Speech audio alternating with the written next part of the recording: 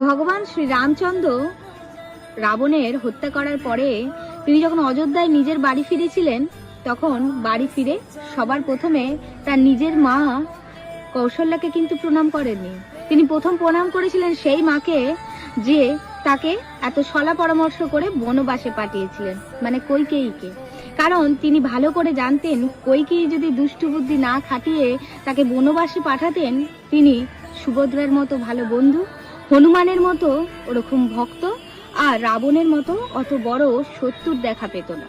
তাই আমাদের খারাপ সময়কেও কিন্তু ওই কৈকেয়ী দর্শায়, আমাদেরকে ওই কৈকেয়ীর মতোই খারাপ সময় অনেক কিছু শিখিয়ে দেয়।